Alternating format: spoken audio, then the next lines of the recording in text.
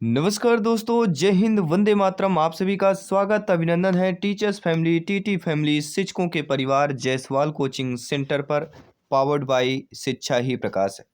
दोस्तों, आज की क्लास में हम बात करने वाले हैं पेडागोजी के अति महत्वपूर्ण टॉप 40 प्रश्न। जी हाँ, 40 महत्वपूर्ण important questions with pedagogy by Jaiswal sir. ये 40 प्रश्न आपके 5 नंबर पक्के कर देंगे। टीटी एग्जाम में अव्वल आना है। 5 प्रश्न, 5 अंक जो है बहुत इंपॉर्टेंट है। जब आपको पता है, जब आपके अंक 90 से कम रह जाते हैं तब पासिंग के लिए रहता है कि 1-2 नंबर और मिल जाते तो हम पास हो जाते। ये 5 नंबर वहाँ की भूमिका निभाएंगे। अगर आपका आता है कि सीटेट एग्जाम को आपके 100 नंबर ही रह गए, आपको लाना था 110 105 अंक, तो ये 5 नंबर आपके काम आएंगे। अगर आपका रहता कि 125 प्लस का स्कोर करना है, टीटी एग्जाम में अव्वल आना है, टीटी एग्जाम को क्रैक करना है, ये 5 नंबर आपके काम आएंगे। ये 5 नंबर बहुत इंपॉर्टेंट है। चलिए शुरुआत करते हैं। पेडागोजी के टॉप 40 प्रश्नों में से पहला प्रश्न आप लोगों के स्क्रीन पर है। पियाजे जी मुख्य रूप से किसके अध्ययन के लिए जाने जाते हैं? यौन विकास, भाषा विकास, संज्ञानात्मक विकास, सामाजिक विकास। सभी कमेंट कीजिएगा। जी हाँ, प्रत्येक भाई बहन गृहिणी जिनका सपना है टीटी एग्जाम शिक्षक भर्ती को फतेह करना। दोस्तों, पियाजे जी जो है, जीन पियाजे जी मुख्य रूप से जिसके लिए जाने जाते हैं वह आपके संज्ञानात्मक विकास। थर्ड ऑप्शन सही कर लेना है। जी हाँ, संज्ञानात्मक विकास के अध्ययन के क्षेत्र में जीन पियाजे जी का सिद्धांत एक अभूतपूर्व सिद्धांत आंका गया है। इन्होंने बालकों के चिंतन, तर्कना के विकास के जैविक तथा संरचनात्मक तत्वों पर बल डालते हुए संज्ञानात्मक विकास की व्याख्या की है। इसके अंतर्गत इन्होंने अनुकूलन, साम्यधारण, संरक्षण, ज्ञानात्मक संरचना आदि दिया है। ये 4 नाम आपको याद कर लेना है। दूसरा प्रश्न आप लोगों के स्क्रीन पर है। दूसरा प्रश्न है, जब मानव शरीर के एक भाग को दिए गए प्रशिक्षण का अंतरण दूसरे भाग में हो जाता है तो उसे क्या कहा जाता है? क्षैतिज अंतरण, ऊर्ध्वंतरण, द्विपार्श्विक अंतरण या इनमें से कोई नहीं। आप सभी लोग जानते हैं, जब मानव शरीर के एक भाग को दिए गए प्रशिक्षण का अंतरण दूसरे भाग में होता है तो इसे क्या कहा जाता है? इसे द्विपार्श्विक अंतरण कहा जाता है। यहाँ पे थर्ड वाला ऑप्शन हमें सही कर लेना है। तीसरा प्रश्न आप लोगों की स्क्रीन पर आ चुका है। प्रश्न पूछा जा रहा है कि दिए गए प्राप्तांकों के समूह में जो प्राप्तांक बहुधा सबसे अधिक बार आता है उसे मध्यमान कहते हैं, बहुलक कहते हैं, मध्यांक कहते हैं, मानक विचलन कहते हैं। तो दिए हुए प्राप्तांकों समूह में जो प्राप्तांक बहुधा अर्थात सबसे या बहुत बार सबसे अधिक बार आता है उसे बहुलक कहा जाता है। सेकंड वाला ऑप्शन सही हो जाएगा। अगला प्रश्न है, फोर्थ नंबर प्रश्न जो आप लोगों की स्क्रीन पर है। टेलीग्राम से अवश्य जुड़िएगा, टेलीग्राम ग्रुप से जुड़िए, नोट्स पीडीएफ फाइल फ्री में प्राप्त कीजिए। यहाँ पे टीटी एग्जाम के 1000 से अधिक पीडीएफ फाइल नोट्स आपको मिल जाएंगे फ्री ऑफ कॉस्ट, क्योंकि राष्ट्र हित में टीटी फैमिली है शिक्षकों का परिवार, आप कवर टीचर्स फैमिली है।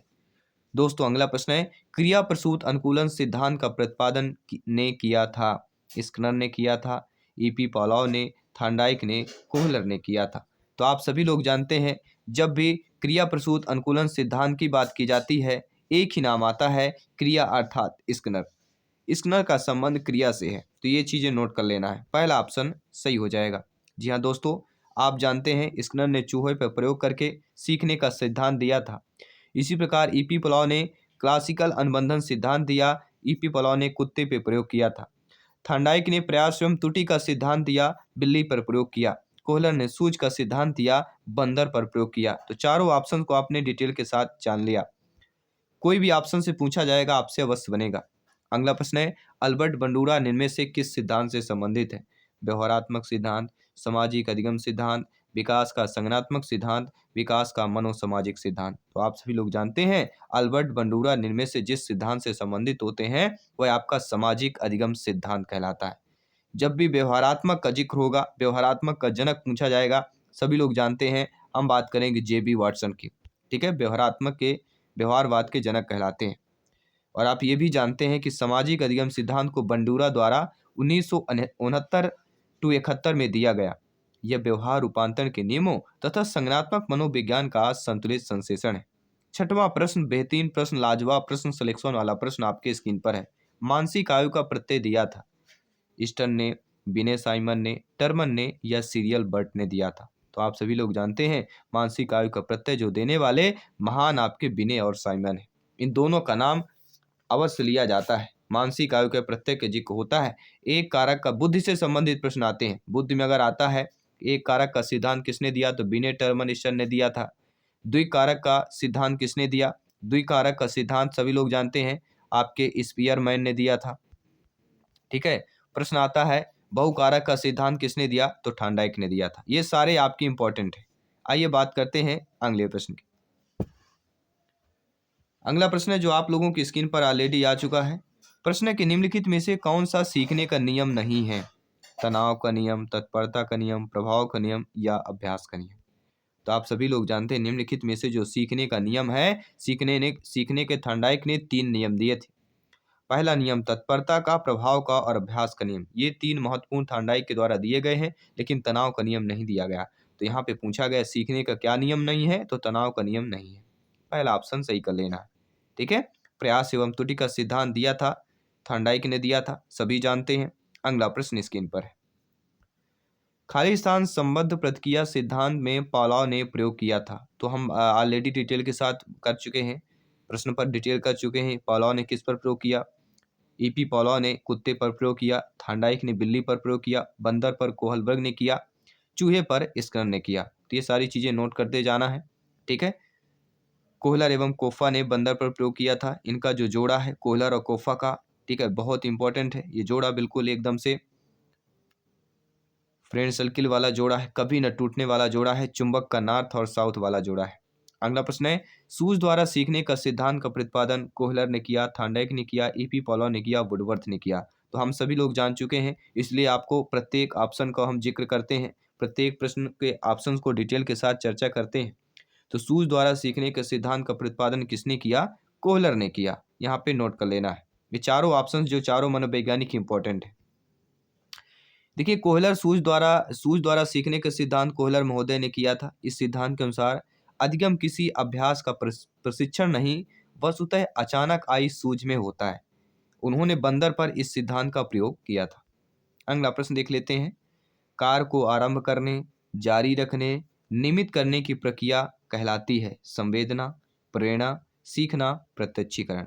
तो किसी कार्य को आरंभ करना, फिर जारी रखना और नियमित करना। देखिए सफलता का एक ही रहस्य होता है। अगर हमें सफलता प्राप्त करना है, चाहे किसी भी कैटेगरी या किसी भी क्षेत्र की बात करें, सफलता हमें प्राप्त करना है तो अब हमें उस चीज़ पर आरंभ करना पड़ेगा। और जब हम आरंभ कर लेते हैं उसी चीज़ को हमें बार बार करना पड़ेगा, मतलब जारी रखना पड़ेगा, रेगुलर। और जब हम जारी करते हैं वो चीज़ नियमित होने लगती है, फिर हमें सफलता प्राप्त हो जाती है। तो यहाँ पे हम किसकी बात करेंगे, किसी कहा जाता है प्रेरणा। किसी कार्य को आरंभ करना, जारी रखना, नियमित करने की प्रक्रिया को ही प्रेरणा कहा जाता है। नोट कर लीजिएगा। ठीक है। अभिप्रेरणा किसी कार्य को प्रारंभ करने, जारी रखने अथवा नियंत्रित करने या नियमित करने की प्रक्रिया है। ये किसका कथन है, स्टेटमेंट है, गुड का कथन है। नोट कर लीजिएगा। ठीक है। तो दो प्रश्न आपके कंप्लीट हो जाते हैं एक ही प्रश्न पर। अगला प्रश्न है विस्मृति कम करने का उपाय क्या होता है, मतलब याददाश्त जो आपकी भूल जाती है उसको कम करना है।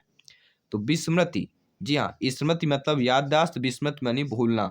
तो भूलने को अगर कम करना है तो उसके लिए उपाय एक ही होता है, पुनरावृत्ति। तो पाठ की पुनरावृत्ति, थर्ड वाला ऑप्शन यहाँ पे सही कर लेना है। आप सभी लोग जानते हैं गेलडार्ड 1963 के विस्मरण को एक नकारात्मक धारणा माना है और इस प्रकार पाठ की पुनरावृत्ति द्वारा ही धारणा को बढ़ाया जा सकता है और विस्मृति को कम किया जा सकता है। तो पुनरावृत्ति अभ्यास बहुत इंपॉर्टेंट है। क्रोध व भय प्रकार है किसके हैं, तो सभी लोग जानते हैं क्रोध व भय आपके संवेग के प्रकार हो जाते हैं। पहला ऑप्शन सही हो जाएगा। सभी लोग जानते हैं मैकडूगल द्वारा 14 संवेगों की व्याख्या की गई, मूल प्रत्ययों की व्याख्या की। संवेग एक जटिल अवस्था होती। प्रश्न आता है संवेग एक अवस्था है, जटिल, सरल, सीधी, आड़ी, तिरछी, गोल, किसी भी ऑप्शन को दिया जा सकता है। तो संवेग एक जटिल अवस्था है जिसमें कुछ आंगिक प्रतिक्रियाएं होती हैं, जैसे हृदय की गति में परिवर्तन, रक्तचाप में परिवर्तन, सांस की गति में परिवर्तन, इसके अलावा बाहरी अंगों में परिवर्तन। ये सारे इंपॉर्टेंट आपके चैप्टर हैं। दूसरे व्यक्ति के बाह्य व्यवहार की नकल करना ही अनुकरण कहलाता है और जब बच्चा पहली बार कुछ सीखता है वह दूसरे व्यक्ति के व्यवहार की नकल करके ही सीखता है, अर्थात अनुकरण करके सीखता है। पहला ऑप्शन यहाँ पे सही कर लेना है। अगला प्रश्न है यदि पूर्व ज्ञान व अनुभव नए प्रकार के सीखने में सहायता करते हैं तो उसे क्या कहा जाता है? तो कोई भी पूर्व ज्ञान अनुभव नए प्रकार में या नए प्रकार के सीखने में सहायता करता है तो उसे सकारात्मक प्रशिक्षण स्थानांतरण कहा जाता है। पहला ऑप्शन सही कर लेना है। अगला प्रश्न है, सीखी हुई बात को स्मरण रखना या पुनः स्मरण करने की असफलता को क्या कहते हैं? तो कोई भी बात जब हम स्मरण रखते हैं और फिर अगर उसी चीज को फिर हमें पुनः स्मरण करना हो तो उसमें हम असफल हो जाते हैं। जैसे हम ये टॉप 40 प्रश्न कर रहे हैं, ये आंसर आपको पता है लेकिन 2-4 दिन हफ्ते दिन बाद देखेंगे तो आप ये सारे क्वेश्चनों के आंसर भूल जाते हैं। मतलब पुनः स्मरण करने की असफलता की बात करते हैं तो उसी को ही विस्मृति कहा जाता है। चाहे विस्मृत पूछा जाए चाहे पुनः स्मरण में असफलता दिया जाए, दोनों चीजें सेम है। इसलिए तैयारी करते रहिए, अभ्यास करते रहिए, विस्मरण को दूर कीजिए, स्मृति को मजबूत कीजिए। अगला प्रश्न स्क्रीन पर है। टर्मन के अनुसार 90 से 100 बुद्धि लब्ध का बालक माना जाता है। समान बुद्धि, मंद बुद्धि, श्रेष्ठ बुद्धि या क्षीण बुद्धि मानी जाती है। तो आप सभी लोग जानते हैं टर्मन के अकॉर्डिंग 90 से 100 बुद्धि लब्ध जो होता है वह आपके समान बुद्धि माना जाता है। पहला ऑप्शन सही कर लेना है। 7वां प्रश्न दिया गया है, हाल का सिद्धांत इनमें से किसकी व्याख्या करता है? तो प्रोफेसर हाल का सिद्धांत किसकी व्याख्या करता है? किशोरों का मनोविज्ञान की व्याख्या करता है। फोर्थ ऑप्शन यहाँ पे सही कर लेना है। आप सभी जानते हैं किशोरों का मनोविज्ञान हाल ऐसे मनोवैज्ञानिक थे जिन्होंने पहल अमेरिका में किशोरावस्था का वैज्ञानिक अध्ययन किया। हाल के अनुसार किशोर जो होते हैं वयस्क को आंधी तूफान की अवस्था होती है और ये एक तनाव व तूफान की अवस्था होती है। तो हाल के अकॉर्डिंग है, हाल का कथन है, हाल का स्टेटमेंट है। दोस्तों अगला प्रश्न है कि मानव व्यक्तित्व के मनोलैंगिक विकास को इनमें से किसने महत्व दिया था? प्रोफेसर हल ने, कमेनियस ने, आपके हॉलिंगवर्थ ने या फ्रॉइड ने दिया था? तो आप सभी लोग जानते हैं जब भी मानव व्यक्तित्व के मनोलैंगिक विकास का जिक्र होता है फ्रॉइड का नाम यहाँ पे सर्वोपरि लिया जाता है। तो ये चीजें आपको नोट कर लेना है। ठीक है, फोर्थ ऑप्शन को यहाँ पे सही कर लेना है। और सिगमंड फ्रायड का जिक्र हुआ है तो ये भी जानते होंगे ईद ईगो सुपर ईगो की अवधारणा किसने दिया? तो सिगमंड फ्रायड ने दिया था। ये भी आपके पूछा जाता है। अगला प्रश्न आपके स्क्रीन पर है। ये बात कर लेते हैं आपके अगले प्रश्न की। मनोविज्ञान की प्रथम प्रयोगशाला को किसने स्थापित किया? सिगमंड ने, डब्ल्यू वुंट ने, ईपी पॉलाव ने, वाटसन ने किया? तो आप सभी लोग जानते हैं मनोविज्ञान की प्रथम प्रयोगशाला को जिसने स्थापित किया था वो महान आपके मनोवैज्ञानिक डब्ल्यू वुंट हैं। सेकंड ऑप्शन को यहाँ पे सही कर लेना है। आप सभी लोग जानते हैं कि विलियम वुंट ने मनोविज्ञान का प्रक्रम प्रयोगशाला 1879 में जर्मनी में की थी, जिसमें उन्होंने अपने सहयोगियों के साथ प्रत्यक्षण, संवेदना, दयात संवेग जैसी प्रमुख मानसिक क्रियाओं का अध्ययन किया। तो विलियम वुंट मनोविज्ञान का प्रथम प्रयोगशाला 1879 में जर्मनी में किया था। ये नोट कर लीजिएगा, काफी बार रिपीट हुआ है, इंपॉर्टेंट प्रश्न है। गेस्टाल्ट मनोविज्ञान की आधारशिला किसने रखी? मैक्स वर्दीमर, ब्रेंटानो, एडलर रूबिन या कर्ट लेविन? सभी कमेंट कीजिएगा। जी हाँ दोस्तों, मेरे सभी प्यारे मित्र, मेरे सभी शेर शेरनी, मेरे सभी शिक्षक बंधु यहाँ पे कमेंट कीजिएगा जिनका सपना है टीटी एग्जाम को फतेह करना, सीटेट एग्जाम को क्रैक करना, शिक्षक भर्ती में अब बलाना। तो गेस्टाल्ट मनोविज्ञान की आधारशिला और कोई नहीं आपके मैक्स वर्दीमन ने रखी थी। पहले ऑप्शन को यहाँ पे नोट कर लेना है। दोस्तों गेस्टाल्ट मनोविज्ञान की आधारशिला 4 जर्मन मनोवैज्ञानिकों को द्वारा रखी गई। पहला नाम आता है मैक्स वर्दीमर, दूसरा नाम आता है वोल्फगैंग कोहलर, तीसरा नाम आता है कुर्ट कोफा और चौथा नाम आता है लेविन का। ये 4 महत्वपूर्ण मनोवैज्ञानिक है जिन्होंने गेस्टाल्ट मनोविज्ञान की आधारशिला रखी, लेकिन पहला नाम मैक्स वर्दीमर का आ जाता है। अगला है संगणन सिद्धांत इनमें से किससे संबंधित होता है? तो संगणन का सिद्धांत आपके स्मृति से संबंधित हो जाता है। थर्ड ऑप्शन यहाँ पे सही कर लेना है। अगला जो प्रश्न दिया गया है आपके स्क्रीन पर दिया गया है, छेद सिद्धांत इनमें से किस वर्ग का सिद्धांत कहलाता है?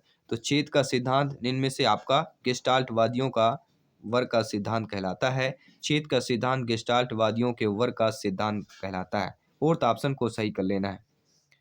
आप सभी लोग जानते हैं लेविन का छेद सिद्धांत समान शब्दावली में यह कहता है कि मानव व्यवहार व्यक्ति और वातावरण दोनों का प्रतिफल है, जिसे सांकेतिक रूप में B बराबर FP द्वारा प्रदर्शित किया जाता है और ये अक्सर पूछा जाता है। तो इनका नाम लेविन के साथ जुड़ा हुआ है, छेद का सिद्धांत जुड़ा हुआ है, नोट कर लेना है। अगला प्रश्न है खाली स्थान बैटरी का प्रयोग निम्न में से किसके मापन हेतु किया जाता है? रुचि, व्यक्तित्व, बुद्धि या अभिक्षमता। तो आप सभी लोग जानते हैं बैटरी का प्रयोग निम्न में से जिसके मापन हेतु किया जाता है वह हमारी बुद्धि कहलाती है। तो थर्ड ऑप्शन को यहाँ पे सही कर लेना है। आप सभी परिचित होंगे बुद्धि का भाटिया बैटरी परीक्षण। यह जो होता है बुद्धि मापने का प्रयोग होता है। भाटिया द्वारा भारत में बुद्धि परीक्षण का निर्माण किया गया। प्रश्न आ सकता है भारत में बुद्धि परीक्षण का निर्माण किसके द्वारा किया गया था? भाटिया द्वारा, और इसे एक शाब्दिक बुद्धि परीक्षण के नाम से भी जाना जाता है। अगला प्रश्न स्क्रीन पर है, अभिकर्मयोजित अधिगम का प्रत्यय किसने दिया था? जी हाँ, जब भी अभिकर्मयोजित अधिगम का प्रत्यय का जिक्र होगा एक नाम अवश्य आएगा, वह होगा स्किनर, जिन्होंने चूहे पर प्रयोग किया था। नोट कर लीजिएगा। अगला प्रश्न स्क्रीन पर है आपके, स्किनर जिस प्रकार पावलोव का नाम क्लासिकल अनुबंधन से जुड़ा हुआ है उसी प्रकार स्किनर का नाम संवेगात्मक अनुगम से जुड़ा हुआ है। संवेगात्मक अनुबंधन को क्रिया प्रसूत अनुबंधन भी कहा जाता है। मतलब स्किनर का संबंध क्रिया प्रसूत से है। नोट कर लीजिएगा, क्रिया मतलब स्किनर। अगला प्रश्न है, व्यवहारिक क्षमताओं में वह सापेक्ष स्थायी परिवर्तन जो कि प्रचलित अभ्यास का परिणाम होता है उसे क्या कहते हैं? तो दोस्तों, व्यवहारिक क्षमताओं में वह सापेक्ष स्थायी परिवर्तन जो कि प्रचलित अभ्यास का परिणाम होता है उसे ही आपका अधिगम कहा जाता है। सेकंड ऑप्शन को यहाँ पे सही कर लेना है। अगला प्रश्न स्क्रीन पर दिया गया कि संज्ञान किस बुद्धि के सिद्धांत का हिस्सा है? समूह कारक, प्रतिदर्श, गिलफोर्ड या फ्लूइड तथा क्रिस्टलाइज्ड। सभी कमेंट कीजिएगा। जी हाँ, देखिए संज्ञान जिस बुद्धि के सिद्धांत का हिस्सा कहलाता है गिलफोर्ड के सिद्धांत के बुद्धि का हिस्सा कहलाता है। तो संज्ञान गिलफोर्ड के सिद्धांत के बुद्धि के सिद्धांत का हिस्सा हो जाता है। थर्ड ऑप्शन को यहाँ पे सही कर लेना है। नो डाउट, आई होप समझ गए होंगे। और आप ये भी जानते हैं गिलफोर्ड का सिद्धांत 1907 का विचार था कि बुद्धि के सभी तत्वों को 3 विमाओं में सुसंगठित किया जा सकता है। और वो 3 विमाएं हैं, पहली है संक्रिया, विषय वस्तु और उत्पादन। ये 3 विमाएं नोट कर लीजिएगा। अगला प्रश्न है, 8 वर्ष के सुधीर की मानसिक आयु 10 वर्ष है तो उसकी बुद्धिलब्ध कितनी होगी? इसके लिए IQ अर्थात बुद्धिलब्ध का फार्मूला होता है, क्या होता है? MA अर्थात मानसिक आयु बटे उसकी वास्तविक आयु मल्टीप्लिकेशन 100 कर लेना है। यहाँ पे देखिए 8 वर्ष का सुधीर मतलब उसकी वास्तविक आयु 8 है, मानसिक आयु 10 वर्ष दी गई है तो उसकी मानसिक आयु हम ऊपर 10 कर लेंगे, मल्टीप्लिकेशन यहाँ पे कर लेना है। ठीक है, तो इसको आप ऑलरेडी काट सकते हैं। 2 से काटेंगे 4 आएगा, 2 से काटेंगे 5 आएगा, 4 से काटेंगे 25 आएगा और 25 गुणे 5 कर लेंगे तो क्या वैल्यू आ जाएगी? 25 पंचे 125। तो 8 वर्ष के सुधीर की मानसिक आयु अगर 10 वर्ष है तो उसकी बुद्धिलब्ध कितनी हो जाएगी? 125 हो जाएगी। उसकी IQ 125 हो जाएगी। अगला प्रश्न जो स्क्रीन पर ऑलरेडी आ चुका है और आपको कमेंट करना है, फीडबैक करना है कि संवेग का कौन सा सिद्धांत इस विचार को मानता है कि संवेगात्मक अनुभव संवेगात्मक व्यवहार पर आधारित होता है? हाइपोटोलिक्स का सिद्धांत, जेम्स लैंग का सिद्धांत, सक्रियता का सिद्धांत, अभिप्रेरण का सिद्धांत। जी हाँ, संवेग का जो सिद्धांत इस विचार को मानता है कि संवेगात्मक अनुभव संवेगात्मक व्यवहार पर आधारित होता है, यह आपका जेम्स लैंग का सिद्धांत है। सेकंड ऑप्शन को सही कर लेना है। जेम्स लैंग सिद्धांत के अनुसार पहले संवेगात्मक व्यवहार होता है, बाद में संवेगात्मक अनुभूति होती है। फॉर एग्जाम्पल, यदि व्यक्ति बाघ या भालू को देखकर नहीं भागता तो उसमें डर की अनुभूति भी नहीं होती। अतः संवेगात्मक अनुभूति संवेगात्मक व्यवहार जेम्स लैंग सिद्धांत पर आधारित होता है। तो व्यवहार होता है, इसके बाद आपकी अनुभूति होती है। अगर आप डरते हैं तो फिर वह क्रियाएं होती हैं। अगर आप डर की अनुभूति नहीं होती है तो अगर आप डर के नहीं भागते हैं तो आपके डर का अनुभव या डर की अनुभूति आपके अंदर नहीं होती है। अगला, किसी इच्छा या आवश्यकता में रुकावट पड़ने पर उससे उत्पन्न होने वाला संवेगिक तनाव क्या कहलाता है? कुंठा, द्वंद्व, चिंता, तनाव। चारों ऑप्शंस आपके दिए गए हैं। तो किसी इच्छा या आवश्यकता में रुकावट पड़ने पर उससे उत्पन्न होने वाले संवेगिक तनाव को कुंठा कहा जाता है और ये अक्सर पूछा जाता है टीटी एग्जाम में। इंपॉर्टेंट प्रश्न है, नोट कर लीजिएगा। पहला ऑप्शन सही कर लीजिएगा। कुंठा मैकडूगल ने 14 संवेग बताए हैं। किसी इच्छा की पूर्ति न होना ही कुंठा संवेग की उत्पत्ति होती है। तो कुंठा संवेग की उत्पत्ति किससे होती है? जब कोई भी इच्छा किसी की इच्छा अगर पूर्ति नहीं हो रही तो वह कुंठा वहां पे उत्पन्न हो जाता है। कोलबर्ग का सिद्धांत इनमें से किस विकास से संबंधित है? जब भी कोलबर्ग का सिद्धांत होता है नैतिक विकास का यहाँ पे नाम अक्सर लिया जाता है। थर्ड ऑप्शन को सही कर लेना है। नैतिक विकास, कोहलबर्ग ने सामाजिक परिप्रेक्ष्य अर्थात समाज से अपने संबंधों के बारे में व्यक्तित्व दृष्टिकोण पर बल दिया। कोहलबर्ग का तर्क है कि नैतिक विकास संज्ञानात्मक विकास के समांतर चलता है, परंतु उसके लिए आवश्यक यह शर्त नहीं है। 30 प्रश्न कंप्लीट कर चुके हैं, 10 प्रश्न और बचे हुए हैं। टॉप 40 प्रश्नों को जल्दी आपको कंप्लीट करते हैं और 5 नंबर आपके पक्के करते हैं। दोस्तों, थांडाइक का सिद्धांत इनमें से कौन सी श्रेणी में आता है? संज्ञानात्मक, व्यवहारात्मक, मनोविश्लेषणात्मक या इनमें से कोई नहीं? तो आप सभी लोग जानते हैं थांडाइक का जो सिद्धांत है जिस श्रेणी में आता है वह आपका कहलाता है व्यवहारात्मक सिद्धांत। ठीक है, सेकंड ऑप्शन को सही कर लेना है। व्यवहारात्मक सिद्धांत, थांडाइक एक जाने माने व्यवहारवादी थे। उन्होंने सीखने की व्याख्या व्यवहारवादी सिद्धांतों के अनुकूल की है। थांडाइक ने प्रयास एवं त्रुटि नामक सीखने का सिद्धांत दिया था जिसका प्रयोग बिल्ली के ऊपर किया गया था। अगला प्रश्न है, सीखने के वक्र किसके सूचक होते हैं? तो सीखने के जो वक्र होते हैं सीखने के प्रगति के सूचक होते हैं। सेकंड ऑप्शन को सही कर लेना है। अगला प्रश्न देख लेते हैं, स्क्रीन पर है। व्यक्तित्व या सामाजिक अधिगम सिद्धांत किसने दिया था?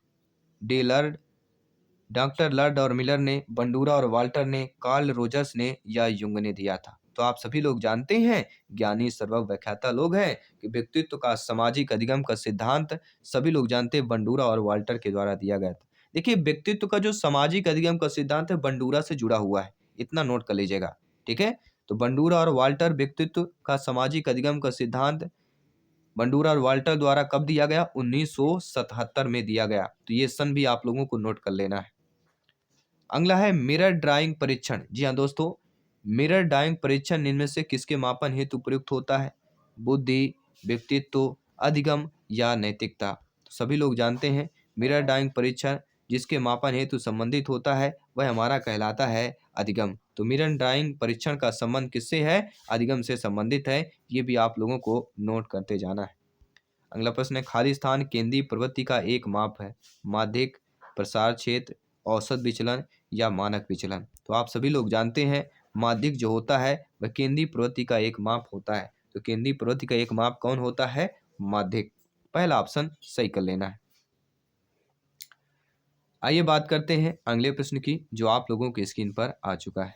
इनमें से कौन शेष से भिन्न है? 16 PF, TAT, cloud picture test या ड्रा ए माइंड टेस्ट की बात करेंगे। तो सभी लोग जानते हैं 16 पीएफ परीक्षण की बात करते हैं, व्यक्तित्व परीक्षण की बात करते हैं, ये अन्य से भिन्न है आपका। और क्यों भिन्न है ये भी बात करेंगे। देखिए, TAT, cloud picture test, draw and mind test ये तीनों प्रक्षेपी तकनीक है। कौन सी तकनीक है? प्रक्षेपी तकनीक है। लेकिन 16 पीएफ जो परीक्षण है यह कैटल द्वारा निर्मित एक व्यक्तिगत परीक्षण टेस्ट है जो कि प्रक्षेपी नहीं है। तो देखिए, प्रक्षेपी हमारे कौन कौन से हैं? टीएटी, ठीक है, टीएटी के साथ साथ क्लाउड पिक्चर टेस्ट, ड्राई में, ये आपके प्रक्षेपी हैं। लेकिन जो 16 पीएफ परीक्षण है ये आपका व्यक्तित्व परीक्षण है। ठीक है, तो ये चीजें भी आप लोगों को नोट करते जाना है। आइए बात करते हैं आपके अगले प्रश्न की। अगला प्रश्न ऑलरेडी स्क्रीन पर है। विकासात्मक कार्य के प्रत्यय के प्रतिपादक थे हैविंगहर्स्ट, हॉलिंगवर्थ, जीन पियाजे जी या प्रोफेसर हॉल? सभी कमेंट कीजिएगा। देखिए, विकासात्मक कार्य के प्रत्यय के जो प्रतिपादक माने जाते थे वह हैविंगहर्स्ट माने जाते थे। ठीक है, पहला ऑप्शन को सही कर लेना है। विकासात्मक कार्य के प्रत्यय के प्रतिपादक अमेरिका के शिकागो यूनिवर्सिटी के प्रोफेसर रॉबर्ट हैविंगस्ट थे। नोट कर लीजिएगा। तो रॉबर्ट, इनका पूरा नाम रॉबर्ट हैंगिस्ट है। ये कहाँ के? अमेरिकी शिकागो यूनिवर्सिटी के प्रोफेसर थे। अगला प्रश्न है, सृजनशीलता की पहचान हेतु किसने सृजनात्मक चिंतन परीक्षण का निर्माण किया? टोरेंस ने, मेरी फील्ड ने, कॉल एवं ब्रूस ने या केंट ने? तो सृजनशील की पहचान हेतु जिसने सृजनात्मक चिंतन का परीक्षण का निर्माण किया वह आपके टोरेंस है। पहला ऑप्शन यहाँ पे सही कर लेना है। यह दोस्तों, टोरेंस सृजनात्मक चिंतन परीक्षण का निर्माण टोरेंस के द्वारा 1971 में किया गया जिसका अत्यधिक व्यापक प्रयोग भी किया गया था। अगला प्रश्न है, खाली स्थान अधिगम के प्राथमिक नियमों से एक है? प्रभाव का नियम, अभिवृत्ति का नियम, समानता का नियम, साहचर अंतर का नियम? तो थांडाइक के हम मुख्य नियम की बात कर चुके हैं लेकिन इस पर गौड़ नियम की बात नहीं कर रहे हैं। क्योंकि ये टॉप प्रश्न थे। मुख्य नियम से ज़्यादा प्रश्न पूछे जाते हैं। गौड़ नियम में यह प्रश्न पूछा जाता है कि ये इनमें से कौन सा नहीं है, इनमें से कौन सा थार्नडाइक का गौड़ नियम नहीं है। तो अधिगम के प्राथमिक नियमों से जो एक नियम कहलाता है प्रभाव का नियम, तत्परता का नियम, अभ्यास का नियम, ये तीनों आपके मुख्य नियम है। जिसमें प्रभाव का नियम आपके ऑप्शन पे दिया गया है, तो पहले ऑप्शन को यहाँ पे सही कर लेना है। ठीक है, आइए बात करते हैं आपके अगले प्रश्न की। अगला प्रश्न, निम्न में से किसमें अन्वेषण के ऊर्ध्व उपागम का उपयोग किया जाता है? प्रयोगीकरण, केस अध्ययन, सर्वेक्षण या अंतर्दर्शन। तो जिसमें अन्वेषण के ऊर्ध्व उपागम का उपयोग किया जाता है वह कौन सा है, यह आपको कमेंट करके बताना है। या आप सभी के लिए मॉक क्वेश्चन के रूप में यह प्रश्न दिया जा रहा है और टॉप 40 में से आपने कितना स्कोर प्राप्त किया आपको नीचे कमेंट बॉक्स में अवश्य शेयर करना है। मैं आपके साथ जयसवाल सर मिलता हूँ आपकी अगली क्लास अगली वीडियो पर। सभी मित्रों को जय हिंद, वंदे मातरम। धन्यवाद सभी का।